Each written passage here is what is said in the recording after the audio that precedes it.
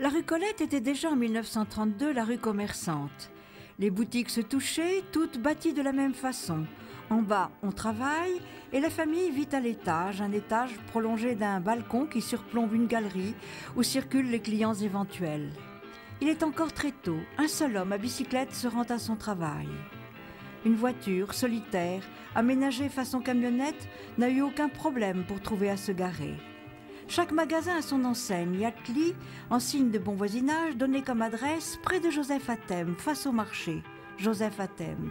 Sa boutique était un véritable bazar où savonnettes et parfums voisinaient avec jouets et pellicules. Mais sa vraie passion, c'était la photographie. Sa boutique cachait d'ailleurs un petit studio.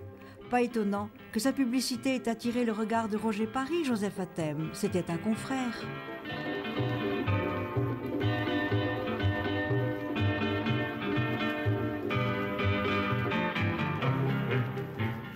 Away, away.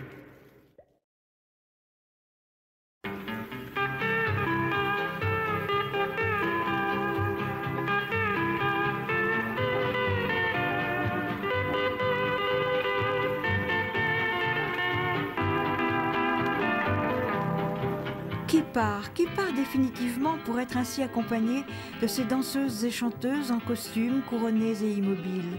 Impossible de le savoir, mais tout le monde est triste. Pour cet ultime adieu, chacune a tenu à orner sa tête de la plus belle des couronnes. Le chef de groupe, coiffé somptueusement, surveille d'un regard grave l'expression, les visages de ces danseuses dont les cheveux remontés disparaissent sous les fleurs et les feuillages. L'une d'elles semble plus affectée, qui pudique cache ses larmes derrière ce bras levé qui n'a plus la force de lancer un dernier au revoir à celui à qui elle a peut-être offert sa couronne. Ce qui semble avoir fasciné Roger Paris, en dehors de la beauté des costumes et des coiffures, ce sont les regards de ces femmes, regards retenus, surveillés, discrètement abandonnés à la détresse, contrôlés par celui, jaloux, compatissant, du seul homme, que la scène d'adieu semble laisser indifférent.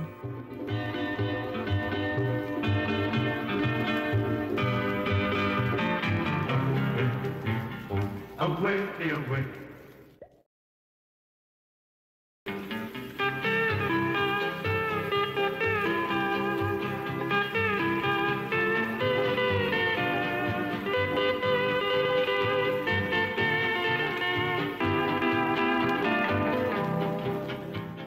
Enfant, mère, grand-mère, précise le photographe.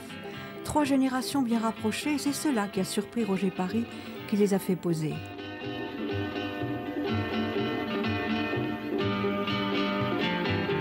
La grand-mère, aux cheveux brillants de monoeil, s'est emparée du bébé qu'elle va élever. C'est l'usage, la tradition. La maman est trop jeune encore. Elle ne saurait pas aussi bien protéger ce bébé du soleil et du vent en le coiffant d'un bonnet, en l'enveloppant de ce tifeifei cousu main.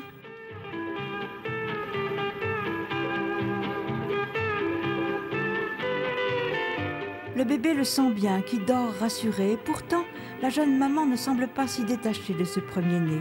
Mais que faire contre cette tradition qui, après tout, permet de vivre encore en toute liberté quelques jours de plaisir?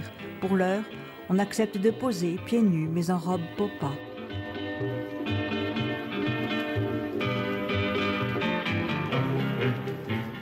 Away, away.